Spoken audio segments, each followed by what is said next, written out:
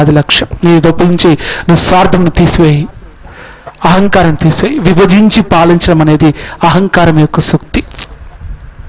విభజించిన దాన్ని మళ్ళీ కలవకుండా చేయడం అనేది స్వార్థం యొక్క శక్తి. అహంకారం ఏం చెప్తుందంటే విభజించు పాలించు అని చెప్తాడు.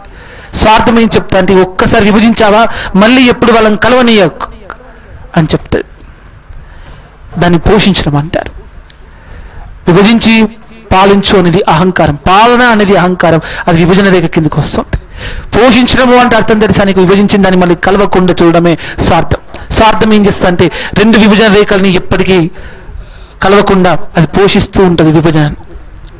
ఈ రెండు దగ్గర ఉంటే మదం చోటు చేసుకుంటుంది, తర్వాత కామం పెరుగుతూ ఉంటుంది, అజ్ఞానము కపాలంకి ఎక్కుతుంది బిడ్డ, మూర్ఖత్వం బయటకు వస్తాయి, మూఢత్వం బయటకు వస్తాయి, రాక్షసం పశుతత్వం మనని రాజ్యం వెళుతూ ఉంటాయి. ఇలాగ ప్రపంచం అంతా నాశమైపోతుంది ఈ కాలంలో. ప్రతి వాడు విభజిస్తున్నాడు, విభజన రేఖను అలాగనే పెంచి పోషిస్తూ ఉన్నాడు. అర్థమవుతుంది. ముందు మన దేశాలకు విభజిస్తామన్నారు, తర్వాత రాష్ట్రాలు అన్నారు, తర్వాత జిల్లాలు అన్నారు, తర్వాత మండలాలు అన్నారు, తర్వాత తాలూకాలు అన్నారు.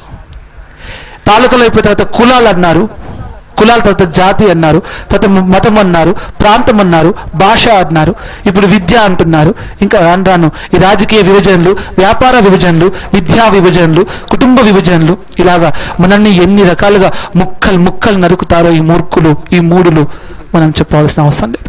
నువ్వు మేలుకోవాల్సిన అవసరం ఉంది, నువ్వు జాగృతం పొందాల్సిన అవసరం ఉంది. నేను మానవుడిని, తోటి మానవుడిని మానవుడిగా చూస్తాను. అతనిలో భగవంతుడు, నాలో భగవంతున్నాడు. అతనికి కొడితే వచ్చే రక్తమే నాకు కొడితే వచ్చే రక్తమే, అతను కొడితే వచ్చే నొప్పి నాకు కొడితే వచ్చే నొప్పి. రక్తంకి కులము లేదు, రక్తంకి మతం లేదు, రక్తంకి దేశం లేదు, రక్తంకి ఏ యొక్క ప్రాంత భాష లేదు. రక్తము రక్తమే. నా రక్తం ఒకటి, వాని రక్తం ఒకటి.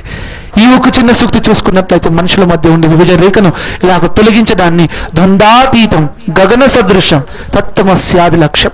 మానవ జాతి సమస్తం ప్రకృతితోటి ఏకమై భగవంతుని చేయి పట్టుకొని తన ఆత్మ యొక్క జ్ఞానాన్ని, ఆత్మ చైతన్యాన్ని, ఆత్మ ఆనందాన్ని, ఆత్మను దర్శిస్తూ ఈ ప్రపంచాన్ని అభివృద్ధిపరుస్తూ, ప్రపంచానికి ప్రగతినిస్తూ, ప్రపంచం లోపల ఉన్నటువంటి యొక్క సమస్త రోగాలను తొలగించి భోగాలను స్థాపించి ప్రతి వ్యక్తి యోగ్య అయ్యేటువంటి యొక్క స్థాయిని పరిస్థితిని కల్పించేటువంటి వాతావరణాన్ని ఏర్పరిచి అటువంటి సందర్భంలో మనిషిని విద్యావంతుని చేసి, చైతన్యవంతుని చేసి, జ్ఞానవంతుని చేసి, ఆధ్యాత్మిక జ్యోతిగా మనం వెలిగి భగవంతుని చేరుకునేటువంటి ఒక కార్యక్రమాన్ని మనం ఆరంభించిన రోజు, మనసా వాచ కర్మన మనం భగవంతుని సేవ చేస్తున్నామనేటువంటి దృష్టితోటి ప్రతిక్షణ జీవిత కార్యాన్ని చేసిన రోజు, ప్రతిక్షణం మనం జీవించిన రోజు మానవ జన్మ ధన్యమవుతుంది అనేది ఈ యొక్క వాక్యం యొక్క